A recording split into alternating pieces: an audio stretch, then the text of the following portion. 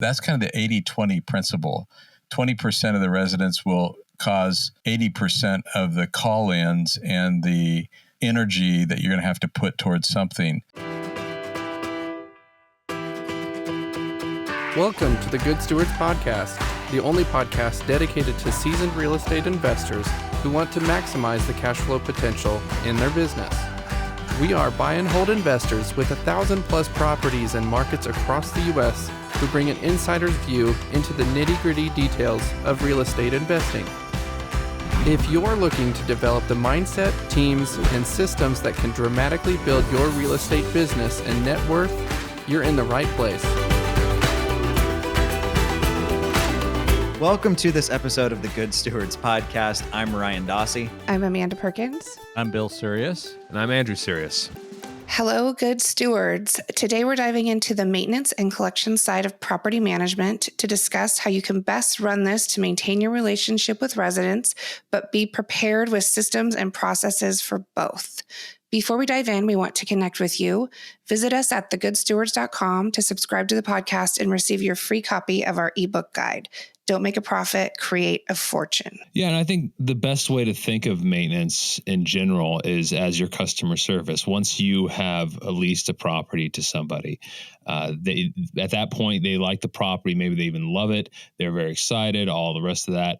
After that, you become this giant succubus that just takes their money every month. You provide the, I mean, they've kind of grown accustomed to the house, and they don't, people get used to their surroundings. They get used to what they have. They don't appreciate it very much. And so all of a sudden, all you are is a negative to them, something that they have to pay. With the major exception, and there are some other things too we're not going to be able to get to in this podcast, the major exception being your ability to perform maintenance. And people certainly appreciate maintenance being done on a quick and effective schedule. There are certainly points of difficult issues with regards to like things that they need to pay for, damage they've done, things that you can't fix, etc. But high quality maintenance is your best form of customer service. In some ways, your only form of customer service and property management, and it is your best model of resident retention. That is the thing that's going to be like, oh, I want to stay with these people, not just because this house is where I want to live, but also because this property management company actually takes care of the property. That's a great point. So one of our companies is an answering service for real estate investors that I own. And we noticed about a year ago that we had a churn problem, meaning as we'd sign people up, they'd stick around for a month or two and then leave. And we couldn't figure out what was going on. And what we realized is, like a lot of real estate investors, we weren't trying to earn their business every month. We were just delivering, what they agreed to, what we agreed to. We're holding up our end of the deal, but people really wanted more than that. There was a pretty interesting study that came out with regards to profitability of rental portfolios. And the number one determining factor they found between whether or not a portfolio is doing really well or just, leaking like a sieve came down to how long people stick with you. So wholeheartedly agree with Andrew's statement there on it being the customer service of how you earn them paying you every single month. And you're going to have months where they don't need anything. And those months are great. And you're going to have other months where they do need things. So I think it's super important to handle that stuff in a timely manner. That's one of the reasons that we do our property management in-house. Reason being, as an investor, no one else is going to value your properties like you do. Nobody else put in the work of finding those deals, managing the construction, screening that resident, and getting the property leased. For other people, it's kind of like they want to collect their 10% and never hear from you. So we're a big believer of you make your money when you buy, but I personally believe you really keep it through doing what Andrew discussed. Keeping people happy, keeping stuff handled in a timely manner, and most importantly, getting it done right the first time.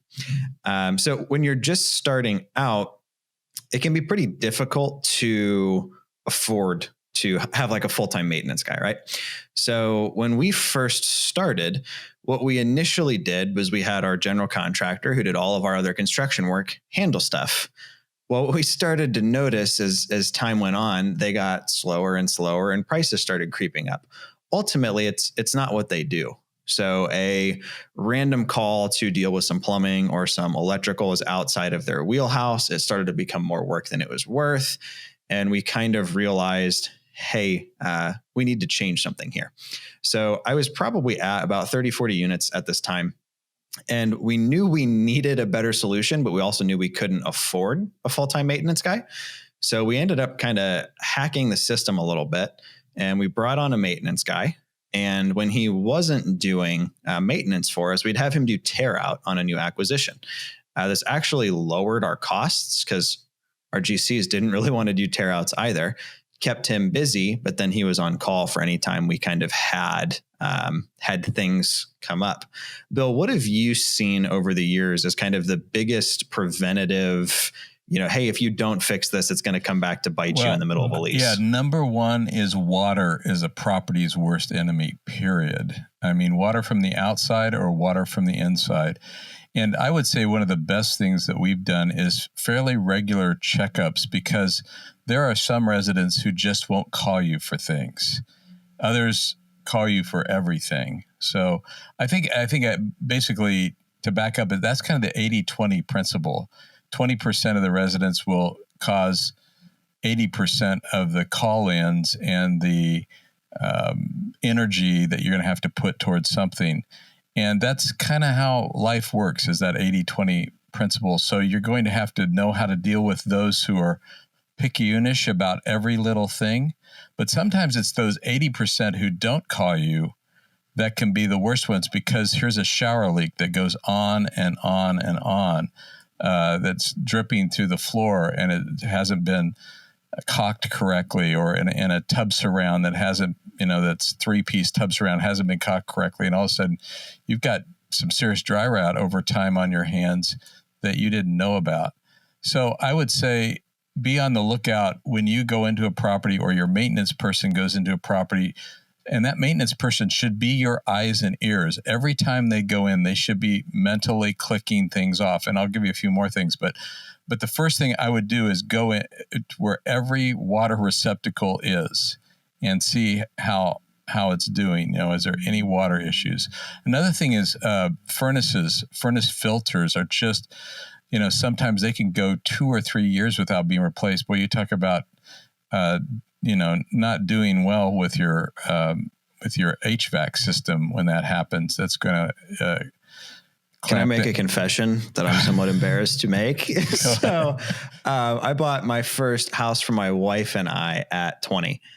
And my dad is like super handy, so this would mortify him. I've honestly never swung a hammer on a job site. And bought our house, and for some reason, it just didn't occur to me that we'd need to change a furnace filter. So eventually, our furnace starts working more and more poorly. We're noticing like dirt coming out of our vents.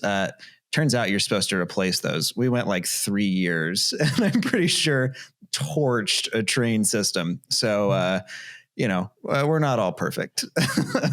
Yeah, preventative maintenance is, maybe Andrew can talk to that about that, but let me just mention a couple of things about the HVAC system.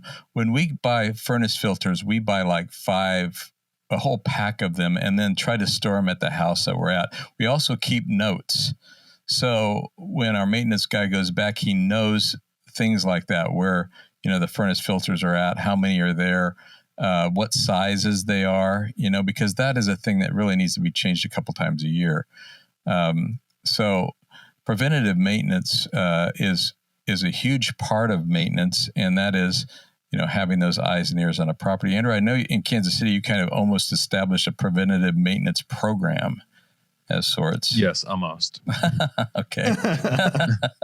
Yeah, so we've gotten the first part in place of a preventative maintenance system, and what we try to do is hit every property twice a year. It's been more like once a year, but in this, we go through, we replace the furnace filters, we clean off any debris on the AC unit outside if it has central air. We look for any leaks. We look for any any pets that they haven't told us about that they need to be paying pet rent on, or any other issues, any people who probably shouldn't be there, kind of thing. we basically do a spot a check of all the fire alarms and our carbon monoxide detector. We do put carbon monoxide detectors in our houses. I think it's one, it increases the safety for the resident. They appreciate it. And also legislation is probably coming down the line if it's not already there where you live. So I'd recommend doing that. We check all those things and just kind of do a general site inspection.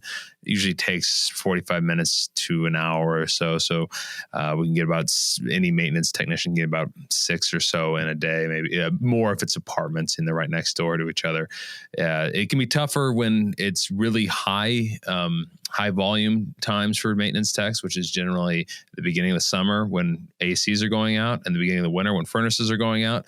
So as we try to put them in the fall and the spring.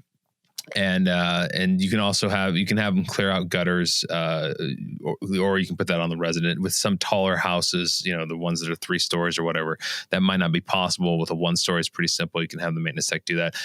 Our general theme is to try to try to cut the limbs away from the house so that we don't even have to deal with leaves in the gutters. And we've been pretty good about that. Also, you don't have to deal with, when there's a storm, tree limbs falling on your house's roof. So it's a challenge to keep up. It always falls to the back burner whenever there's too much maintenance going on. And of course, if you're just getting started and you have only a handful of units and you're managing yourself, it's probably not something that you can easily do. But it is something that I think is worth working toward. I think it also shows that you care, right? So many landlords don't do anything preventative. It's all like firefighting. That showing that you're there, testing smoke detectors, even like it's small things like cleaning up the air conditioning that a lot of people who rent have rented from other people and potentially for a long time. And they start to notice, wow, these guys take care of their stuff. Well, and one thing we do in Oregon is, especially with our college student population, over Christmas break, the bulk of them leave and for a month. And what they have a tendency to do is leave and shut everything off, including their heat. So we usually go in the week after when fall term ends and kind of do an inspection, because part of their lease agreement is that they have to leave their heat on. And it never fails that we will have some sort of an ice storm or a snowstorm over Christmas break. And if people left and turned off all of their heat, we end up with frozen pipes and situations that create bigger issues for us. So, that's something that we go in and check on. What would you say is the minimum the temperature should be left at for any investors that have a property that's vacant over winter? Just kind of real practical. Our lease says 55, which is pretty low, actually. But at 55, you can still have some mold issues, but that will help. Yeah. That would at least keep the pipes from freezing. And, it's really our older stuff that we have to worry about, stuff like that. Anything that's newer built, the insulation is normally better. It's still not our preference to have power off and heat off for a month during the coldest temperatures of the year. So, and you mentioned mold, which has become a big thing. Some mold is really, from what I understand anyway, not being a mold expert, is innocuous. It's really not a big deal. Mold spores are in the air everywhere, but there are some mold, I've heard it called black mold before, that is really toxic and hazardous.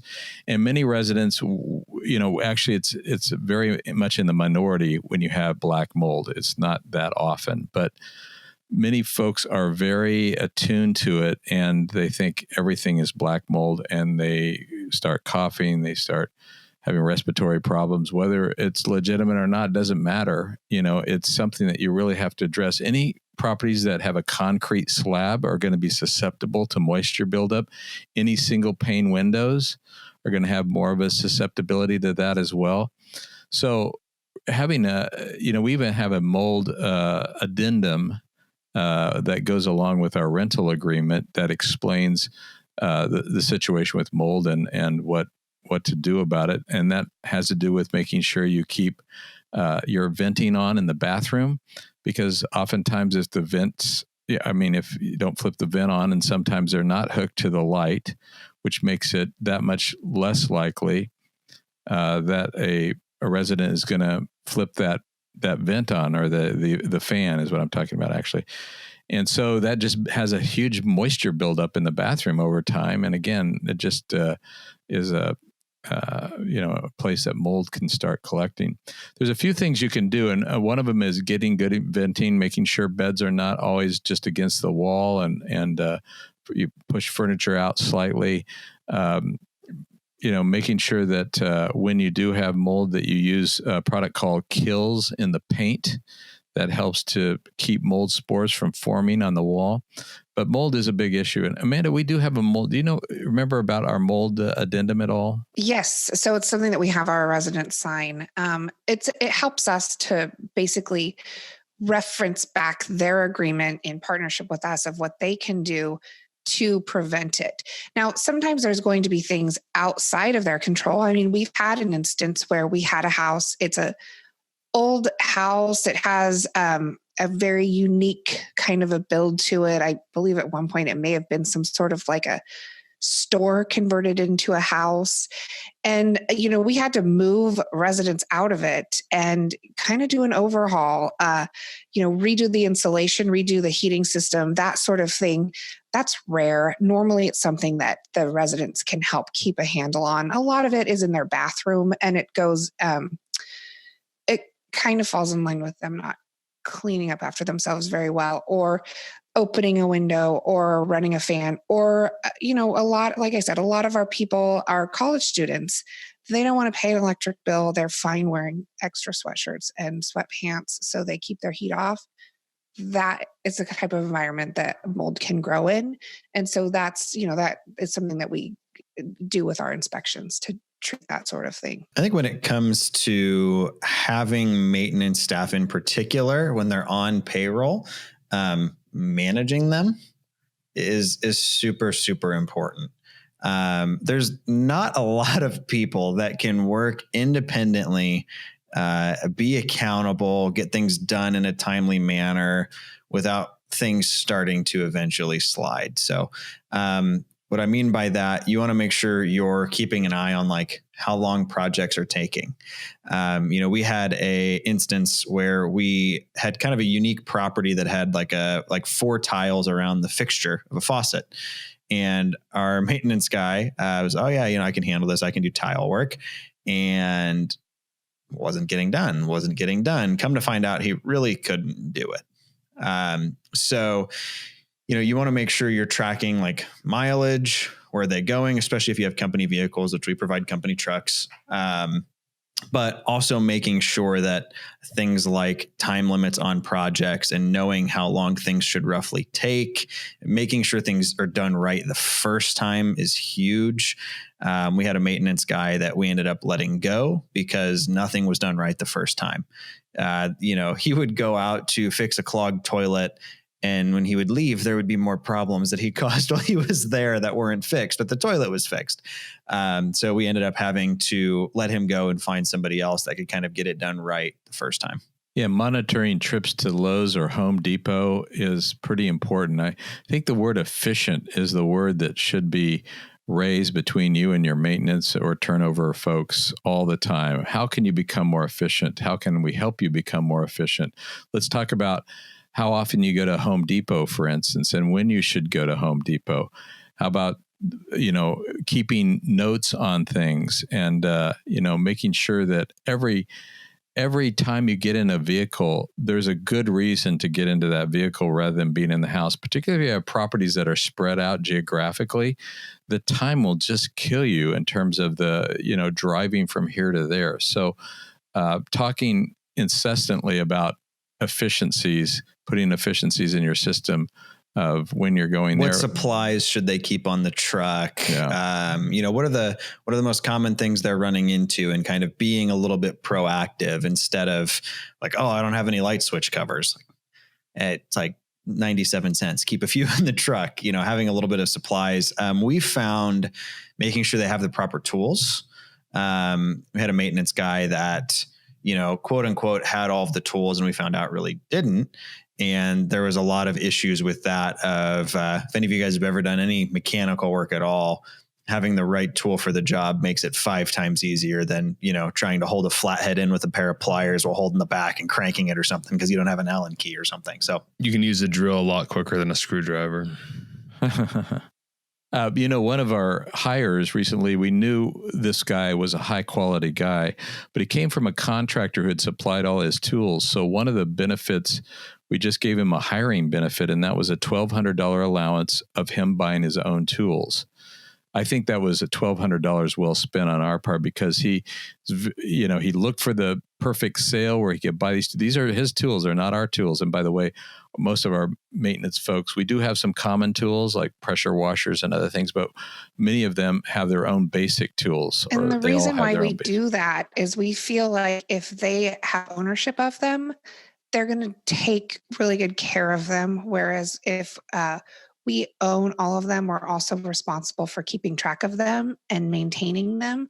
And that's, we're just not equipped to handle that. So it's, something that they buy their own tools. Oftentimes we'll make an agreement with them that will cover certain parts of it. But, especially if they wear it out working for us. But, it's important for us that those are their tools and they're responsible for them. Tools are easy to grow legs. Yeah. And just keeping conscious of your supplies, painting supplies just can multiply really quickly. Everybody's got to go have that new brush or that new drop cloth or whatever. And it gets way excessive. I just was actually last week, we had to have a dehumidifier. So I went into our shop. There's 4 large dehumidifiers in there. I can't imagine we're going to need all those at one time, but they were probably bought for legitimate purposes. We probably have 10 fans in there. So I just feel like the proliferation of things, supplies can happen quickly. And my encouragement again is to be efficient with the use of supplies. Look and make sure, have a running understanding of what is on hand that you can readily get. One thing is to consider down the line is to get a shop as you grow.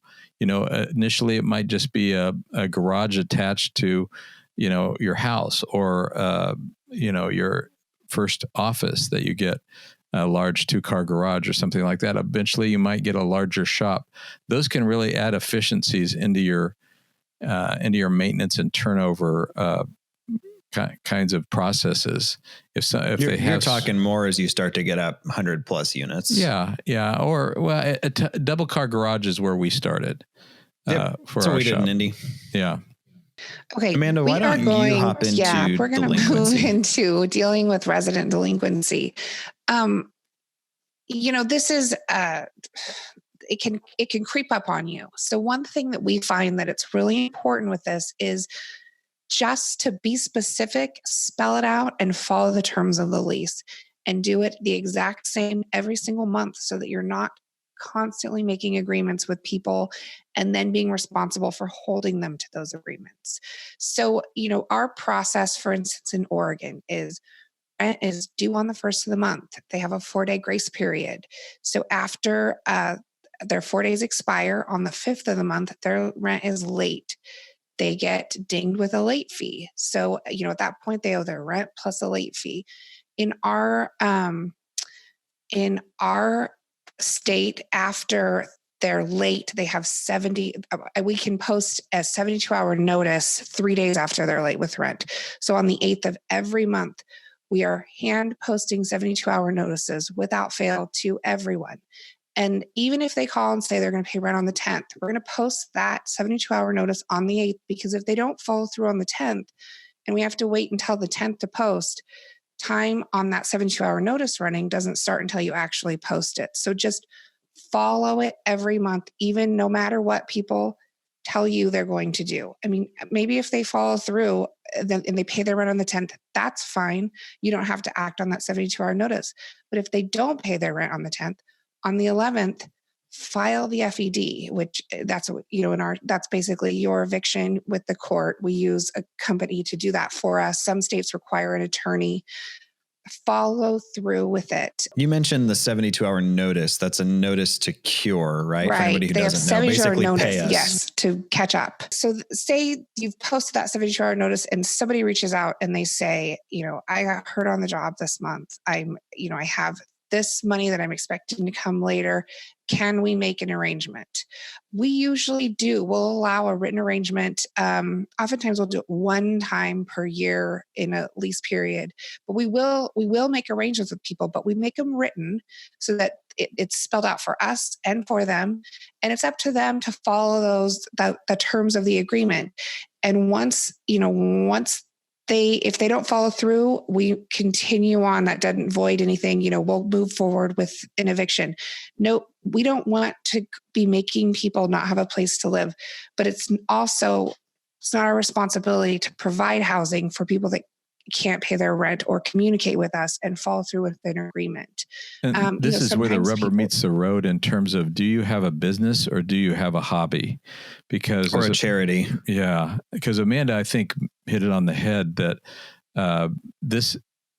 you follow through on the day you should follow through. You keep to the agreement.